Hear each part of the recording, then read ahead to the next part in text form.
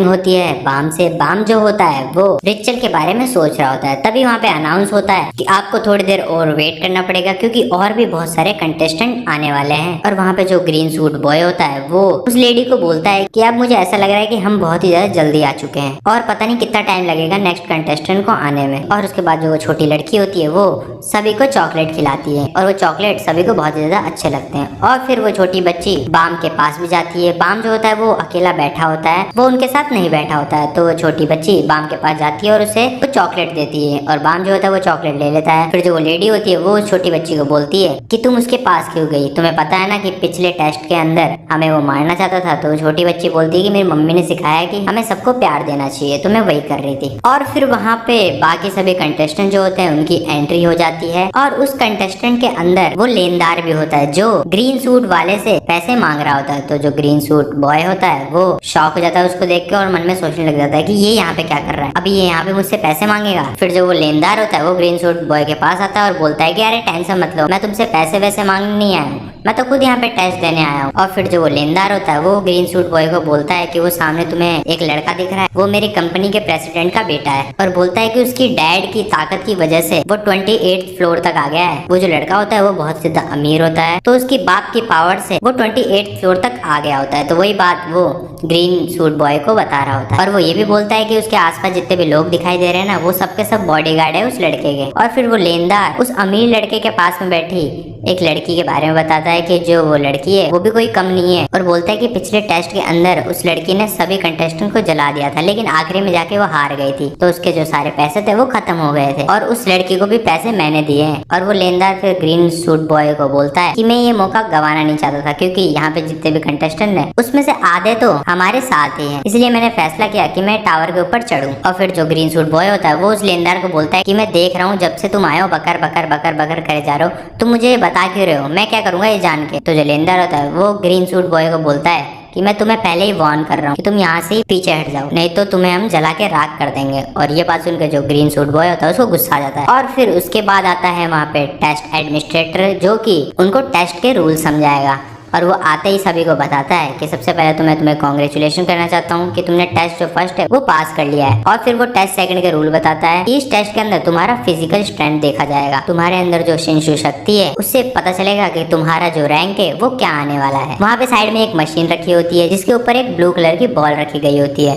उस बॉल के ऊपर सभी कंटेस्टेंट को अपना पंच मारना होता है जिससे वो मशीन डिटेक्ट कर ले किसमें कितनी शिंशु की शक्तियां हैं। और फिर उस पॉइंट से पता चल जाएगा कि किसकी क्या रैंक डिसाइड होने वाली है। और फिर वो जो टेस्ट एडमिनिस्ट्रेटर होता है वो उन सभी को बताता है कि टॉप 8 को ही आगे के टेस्ट के लिए एलिजिबल किया जाएगा। और इधर जो ग्रीन सूट बॉय होता है वो मन में ये सोचता है कि मैं तो इस टेस्ट में कभी पास ही नहीं हो पाऊंगा क्योंकि मेरे पास इतनी शक्तियां ही नहीं है। और उसके बाद रूल सभी को बता दिए जाते हैं। और इधर जो प्रिंस होता है योन नाम की लड़की को बोलता है कि अगर तुम इस टेस्ट के अंदर रैंक फर्स्ट पे आ गई ना तो तुम्हें मैं अपने चंगुल से आजाद कर दूंगा। और ये बात सुन के योन प्रिंस को बोलती है कि तब तो इस टेस्ट को मैं ही जीतने वाली हूँ। और फिर सबसे पहले नंबर आता है ग्रीन सूट बॉय का और वो जैसे ही जाता है और अपनी शिंशु शक्ति का प्रयोग करके उस मशीन पे पंच मारता है, लेकिन उसका जो शिंशु शक्ति है वो इतने ज्यादा कमजोर रहता है कि वो 10th रैंक पे आता है। और वो मन में ये सोच लेता है कि मैं 10th रैंक पे आया हूँ तो मतलब मैं पहले ही फेल हो गया इस टेस्ट में। और उसके बाद एक एक करके सभी कंटेस्टेंट वहाँ पे जाते हैं और फिर नंबर आता है योन का। और योन फिर जाती है और जैसे उस पे पंच मारती है तो वो फिसल जाती है, जिससे उस मशीन पे उसका जो माथा है वो अड़ जाता है। लेकिन फिर भी जो उसके पॉइंट्स होते हैं वो सबसे ज्यादा होते हैं और वो फर्स्ट रैंक आ जाती है। और फिर जो योन होती है वो उस प्रिंस को बोलती है कि देखा मैं फिर भी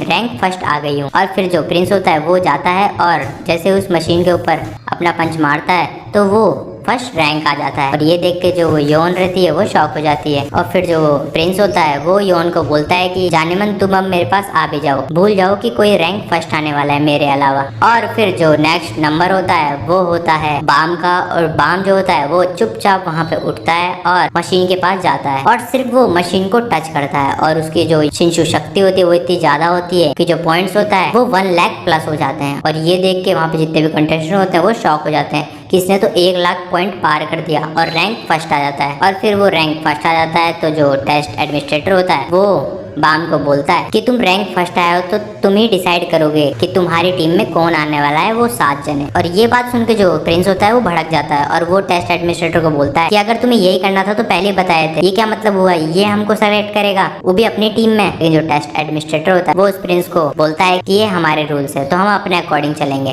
और फिर जो ग्रीन सूट बॉय होता है वो बाम के पैरों में गिर जाता है और बोलता है कि मैं तुम्हारी बहुत ही ज्यादा मदद करूंगा, मैं तुम्हारे घर पे पोछा लगा दूंगा, मैं तुम्हारे बाल के जोड़े बना दूंगा, लेकिन तुम मुझे ले लो, मैं बहुत काम का हूँ, मैं तुमको एंटरटेन करने के लिए डांस भी कर सकता हूँ। और भी कुछ कंटेस्टेंट बाम के पैरों पे गिरने लग जाते हैं कि मुझे ले लो। लेकिन फिर जो बाम होता है वो टेस्ट एडमिनिस्ट्रेटर को बोलता है कि मुझे किसी की भी जरूरत नहीं है, मैं अकेला ही नेक्स्ट टेस्ट देने के लिए तैयार हूँ। लेकिन फिर जो टेस्ट एडमिनिस्ट्रेटर होता है वो बाम को बोलता है कि ऐसा नहीं हो सकता, आपको टीम के साथ ही नेक्स्ट टेस्ट देना पड़ेगा। और फिर बाम टेस्ट एडमिनिस्ट्रेटर का रिप्लाई देता है, मैं इनको अपनी टीम में कैसे ले लूं, ये मेरे टीममेट्स बनने के लायक ही नहीं है, क्योंकि इनके पास मेरी जितनी शक्तियां नहीं है। और जो यौन होती है वो इस बात से भड़क जाती है और वो बाम को बोलती है कि अपनी शक्तियों पे इतना भी घमंड करना ठीक नहीं है। और वो यौन ये भी बोल देती है कि तुम्हें शर्म नहीं आती नकली भाड़े के कपड़े पहनकर अपने आप को 30 मार खा समझते हो। और फिर जो बाम होता है वो उस लड़की को बोलता है कि नकली भाड़े के कपड़े नहीं है, मैं फक मेंबर का एक कैंडिडेट हूँ और मैं राजा जहाद और उनके परिवार को मारने के लिए आया हूँ। और ये बात सुन के वहाँ पे जितने भी लोग होते हैं वो शॉक हो जाते हैं कि ये राजा जहाद को मारने के लिए आया है। और फिर जो टेस्ट एडमिनिस्ट्रेटर होता है वो भी ये बात सुन के शॉक हो जाता है और फिर वो बाम को बोलता है कि अगर तुम्हें नेक्स्ट टेस्ट अकेले देना है तो मैं तुम्हारा एक टेस्ट लूंगा, अगर तुम इस टेस्ट के अंदर पास हो गए तो तुम नेक्स्ट जो टेस्ट है उसको अकेले दे सकते हो, लेकिन अगर तुम फेल हो गए इस टेस्ट के अंदर तो तुम्हें रूल्स के हिसाब से चलना पड़ेगा। और बाम इसके लिए हाँ बोल देता है। और उसके बाद जो टेस्ट एडमिनिस्ट्रेटर होता है वो सभी को बोल देता है कि मैं इस टेस्ट के लिए तैयारी करने जा रहा हूँ, जब तक आप सभी कंटेस्टेंट आराम कर लीजिए। और वहाँ पे जितने भी कंटेस्टेंट होते हैं वो सभी आराम करने के लिए रूम में चले जाते हैं। और जो ग्रीन सूट बॉय होता है वो थक गया होता है तो वो जाके अपने बिस्तर पर लेट जाता है और वो मन में ये सोचता है कि मैं अभी भी इस टेस्ट से बाहर नहीं निकला हूँ और मुझे अपना हौसला बढ़ा के रखना है। और फिर उसके कमरे के अंदर वो छोटी लड़की आ जाती है। उसके बाद वो उस लड़की को बोलता है कि चलो अच्छा हुआ तुम मेरे ही कमरे में आ गई, अब अपन दोनों मिलके मजे करते हैं। और फिर कहानी स्विच होके जाती है योन के पास और योन जो होती है वो अपने कपड़े चेंज कर ली होती है और तभी बाम जो होता है वो भी उसके कमरे में आ जाता है। और फिर योन मन में ये सोचने लग जाती है कि अब मेरे को इसके साथ रहना पड़ेगा जो एक जहाद के राजा को मारने वाला है। और फिर वो मन में ये भी सोचती है कि अगर मैं इसके साथ टीम में हो जाती हूँ तो मैं इस टावर के ऊपर चढ़ सकती हूँ, तो इसको कैसे भी करके पटाना पड़ेगा। उसके बाद जो योन होती है वो जाती है बाम के पास और बोलती है कि क्या तुम मेरे साथ नहाने चलोगे। और फिर जो बाम होता है वो योन के साथ बाथरूम में जा रहा होता है और योन फिर बाम को बोलती है कि अगर तुम मुझे अपने टीम में शामिल कर लोगे तो तुम्हें बहुत ही ज्यादा फायदा होगा क्योंकि मैं टॉप रैंक करूँ। और ये बात जैसे बोल रही होती है जब तक बाम जो होता है वो दूसरी साइड घूम जाता है और वो वहाँ से चला जाता है और जो योन होती है वो शॉक हो जाती है और ये वाला एपिसोड होता है यहीं पे खत्म हो जाता है।